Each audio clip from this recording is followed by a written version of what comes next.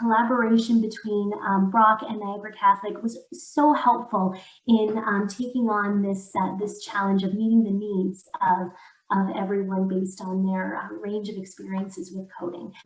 Really focusing on that aspect of the goals of coding in the math curriculum.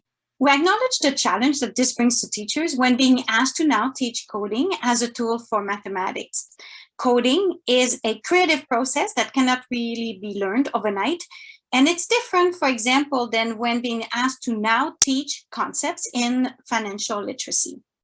We should be aware that this challenge is happening, is being discussed and documented in different jurisdictions in the world where they too have decided to integrate coding in their mathematics curricula. So today we will talk about this collaborative approach. We'll give you an overview of the project.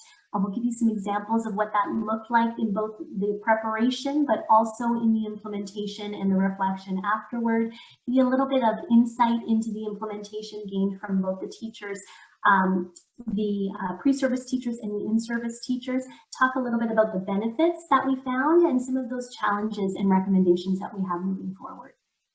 We started with our 36 pre-service teachers and 25 in-service teachers, which formed 18 educator teams. We invited anyone who wanted to participate in this project with the hopes of helping them feel a little bit more comfortable.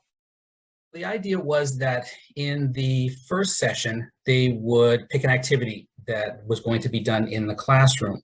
The collaboration part is what happened next. So in the second meeting, when the pre-service teachers and the in-service teachers met, then they looked at it.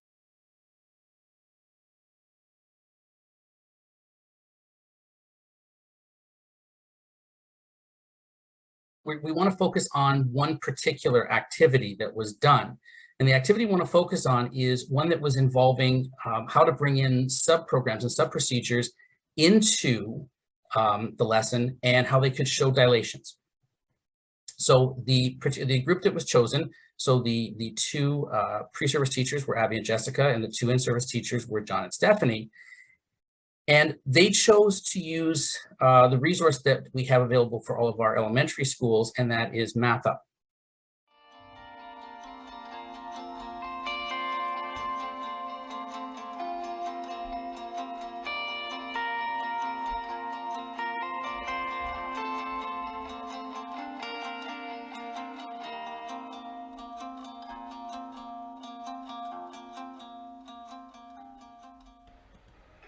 So a key moment that stood out to us was when a student asked what shape she should make, and I said, "Oh, how about a triangle?" And then she looked at me and she said, "No, that's too easy." And then another student said, "Oh look, I made a star." We thought this stood out because it showed the positive mindset that students have towards coding and how they actively seek out challenges, which we felt directly related to agency. We saw a lot of turning the screens around to show, look what this one did when I did this. So they were not only showing them, but also to their peers. The next key moment was when we were circulating and one student said, "I don't know how to do it." This moment allowed us to teach the students some strategies of how to persevere and solve problems on their own as well as with their peers. But it was good to see like peers stepped up a bit more to say, "Oh, don't forget to do this," and they were able to help them. So a lot, and there were some surprising ones that came out that normally are more sit back and are passengers and aren't that involved. It was more so that they were very into it and trying different things. So that was good. The last key moment had to do with testing and debugging. One student was struggling with trying to figure out why the code wasn't working, and she had been working with someone else before calling me over. So I went over and tried to help as well, but I couldn't figure it out, so then I called Abby over. And then we were all looking at it together and went through some of the different testing and debugging strategies. It was kind of like like an environment or like of high risk and low fear. Like take some chances. Yes, for sure. That's a good way to put it. Yeah, high risk, low fear. Take some chances. If you're wrong, so what? You're wrong. You can go back and correct it right away, or it's like trial and error. lots of benefits that the pre-service and in-service teams identified. So they saw how it really supported multiple levels of learning and engaged a range of students. We also see that it was exciting to be able to engage students with a new tool to really start to see the connection to some of the mathematical concepts that they may have been learning about for years, and they just kind of had this this renewed sense of excitement around using a new tool attached to some of that familiar learning and maybe some new learning in the math curriculum as well. But what was really exciting for us was realizing that the collaborative approach that we took maybe enabled the pre-service and in-service teachers to experience the benefits together in real mathematics classrooms. So they weren't just reading about them, they were living them with their students in classrooms together. So some of the challenges that came out from our reflection session. So the timing was certainly something that I think with a little bit of practice and refining that we'll start to feel a little bit more comfortable with.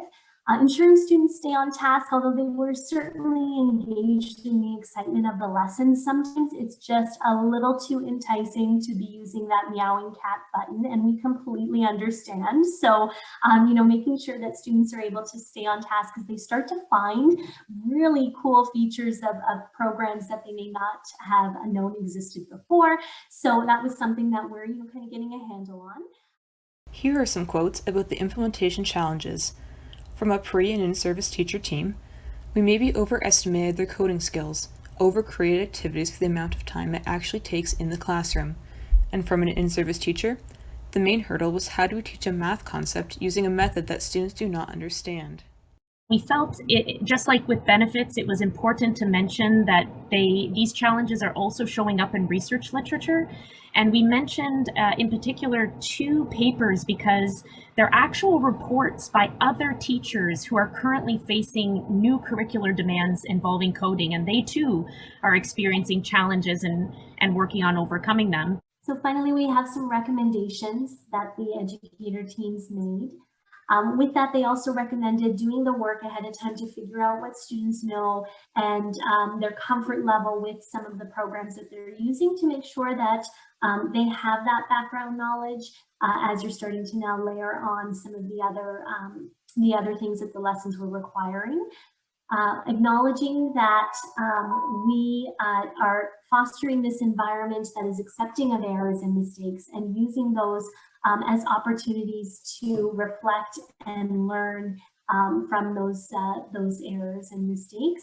Being able to check in regularly with students, so it really helped to be able to have enough people in the room and giving the time. We knew that time was a challenge, certainly is always, but being able to, you know, give that sufficient time for students to test things out and to work through that process, which means it really should be a consistent experience in the classroom. As much as this was such a wonderful opportunity for collaboration and for scheduling, we may have had an educator team where the pre-service teachers were in for 1 day or 2 days. We know that that wasn't the end of the learning. So making that consistent experience for students in the classroom so it doesn't feel like it's you know, it happens one time and then we don't get to do it again. And we see again just some really rich quotes from pre and in-service teacher teams. For example, one saying, you know, there's more than one way to learn coding. If a lesson goes in a different direction, you may not want to shut it down. If learning's occurring, let them have freedom. And again, this was something that these teachers experienced in this collaboration together. What we can say about the benefits that were identified by the pre-service and identified and experienced by the pre-service and in-service teachers, we see those as really suggesting that teachers might be further equipped or might feel further equipped for the climb of integrating coding in the math classroom. An in-service teacher said, I learned to be more of a risk taker with coding. I had next to no experience with coding prior to preparing for this lesson. It forced me to experiment with Scratch and get familiar with the function so that I could help guide my students. I feel much more comfortable with debugging and breaking the steps down into the small steps needed for coding. Really finding that time to prepare the lessons, to be able to talk to one another, to try things out. One of the greatest recommendations for teachers was make sure you try it out yourself first. Like anything, we really want to make sure that we're not only anticipating the student thinking, but getting that experience of how students would progress through the lesson. Also, the opportunity for the pre-service and in-service teams to be able to meet a little bit more often or more regularly leading up to the lessons, and giving an opportunity for the pre-service teachers to meet the students prior to the lesson so that they were feeling a little bit more familiar with them, and they got to know the students a little bit more before coming into the school or into the classroom on the day of the lesson. This project would not be possible without the support of so many people who have worked so hard. So we just wanted to acknowledge all of their contributions here. So one of the things that we learned is that our initial title needed a little bit of a revision because the students themselves contributed so much to our learning. So we see this image revised again and how powerful it is to have a group and have a team to support one another and encourage one another to make the climb together. So thank you so much. Well, one of the things I think it was really important for other teachers when you're walking through this and you're not comfortable with coding, that you don't have to have all the answers, and it's okay to walk through these problems with the students together. In fact, they'll start teaching you. I learned how to do the basic thing, of course, before we delivered the lesson to the students, but some of the students were so adept, so when I sat and I watched them work and I watched them make some of the coding shorter and some of the short forms they used, and that I didn't have knowledge of, right? But they did because they've been practicing this or no.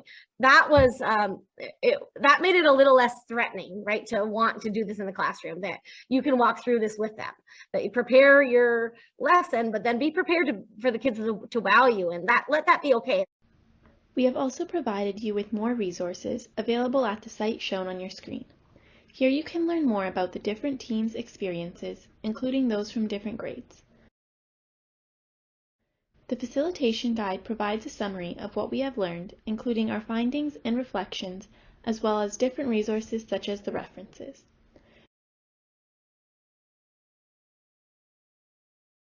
Meeting guidelines, including what was given to the pre-service and in-service teachers to facilitate the meetings, and other additional materials are also available on the website.